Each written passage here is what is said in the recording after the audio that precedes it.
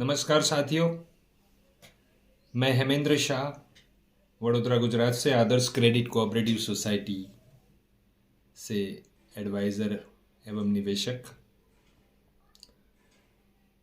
काफ़ी समय के बाद आप सबको मैं रूबरू हो रहा हूँ। कल 1 जनवरी 2022 नया साल। नए साल की आप सभी को मुबारकबाद देता हूँ। और कल से आदर्श क्रेडिट्स कोऑपरेटिव सोसाइटी के पीड़ित दिल्ली जंतर मंतर पर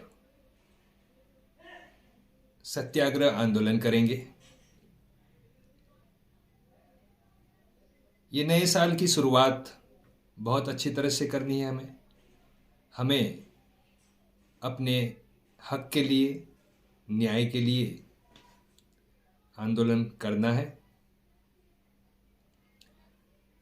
मैं दिल्ली के सभी अपने निवेशक, एडवाइज़र को करबद्ध विनती करता हूँ कि आप सभी लोग कल से 1 जनवरी 2022 जंतर मंतर पर अविरत जंग जारी करें। और इस बार की जंग हमें ऐसी लड़नी है कि न्याय लेकर रहना है। ये मकसद रखना है। और दिल्ली के आसपास के सभी लोग साथ साथ में हम 10 नवंबर से जो मुहिम चला रहे हैं कि आंदोलन में कौन कौन आएंगे, तो 350 से ज़्यादा, 350 से ज़्यादा लोगों ने नाम बुक कराया था, बताया था कि मैं मेरा फर्ज निभाऊंगी और आंदोलन में हाजिर होंगे।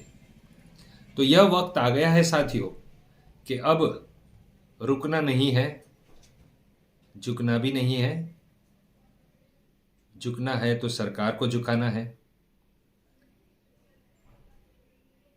अभी तक जो लोगों को कल से जंतर मंतर पे जो लोग आदर्श क्रेडिट कोऑपरेटिव से उपस्थित होंगे, उनको मेरी विनती है कि कहीं पे भी कोई इंटरव्यू दे तो उसमें कहीं पे भी आदर्श क्रेडिट सोसाइटी का कोई गलत बात न करके सरकार ने जो हमारे साथ घिनौनी हरकत की है उसके ऊपर ध्यान केंद्रित रखे और उसी के ऊपर अपने स्टेटमेंट्स बयान दीजिए। जैसे कि हम शुरुआत करेंगे, अभी मेरे कंटिन्यूस मास्टर स्ट्रोक चलेंगे।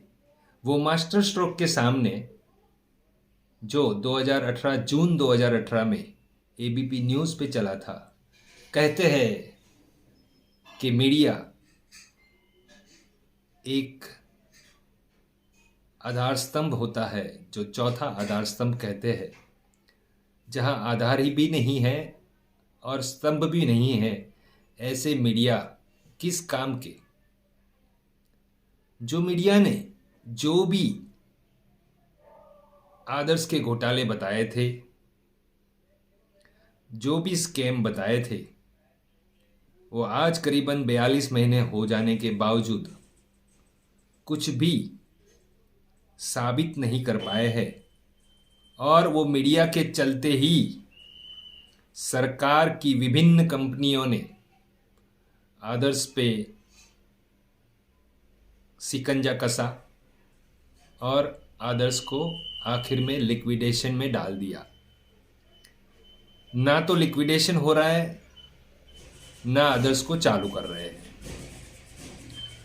तो ये हो गई सीधी सीधी बात सरकार और आदर्श के बीच की लड़ाई में निवेशक पीस रहे हैं। अगर सरकार के आज तक एक भी नुमाइंदे ने, चाहे वो संतरी, मंत्री, नेता, सांसद, चीफ मिनिस्टर से लेकर के प्रधानमंत्री तक, कभी किसी ने एक बार भी बात नहीं सुनी है और मैं खुद इसका गवाह हूँ, क्योंकि मैं कहाँ कहाँ तक नहीं गया हूँ।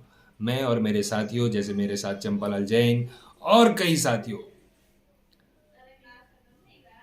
तो वो हमारे पास प्रूफ भी है कि हमने कहाँ कहाँ पेपर दिए थे, कहाँ कहाँ दरवाजे तक जा कर के हम रूबरू वापस आए हैं। तो ऐसी घिनौनी साजिश के चलते हमें बहुत ही समझदारी से ये जंग लड़नी पड़ेगी।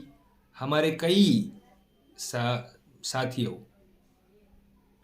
कानूनी कार्रवाई भी कर रहे हैं, हम भी कर रहे हैं, कई संगठन कानूनी कार्रवाई कर रहे हैं, और उनकी कानूनी कार्रवाई अच्छी होते हुए भी कोर्ट के आदेश आने के बावजूद हमें भुगतान नहीं मिल रहा है, ना आदर्श शुरू हो रही है। तो ये सरकार की घिनौनी साजिश नहीं है तो और क्या है। आज के दिन इतना ही मैं कहूँगा कि आज 31 दिसंबर साल का आखिरी दिन है, और जाने या अनजाने में कभी किसी के साथ भी मेरी कोई बात से किसी को दुख पहुंचा हो तो मैं क्षमा प्रार्थी हूं।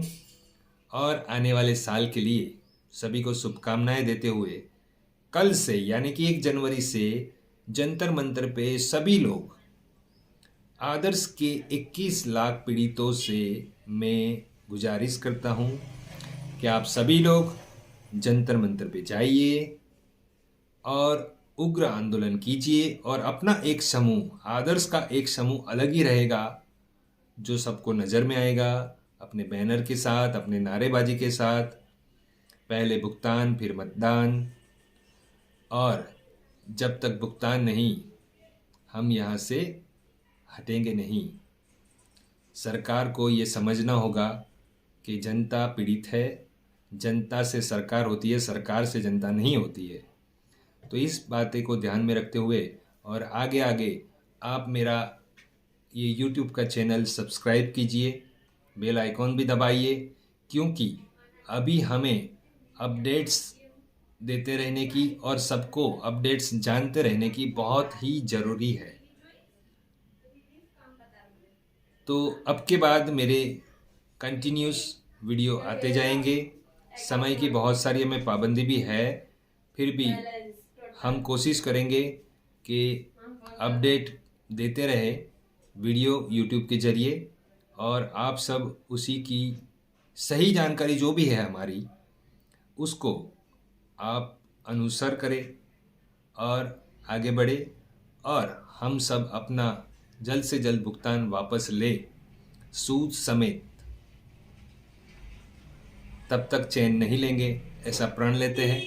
ये काम करते हुए आप सबको मैं फिर से शुभकामना देता हूँ। हेमेंद्र शाह का प्रणाम।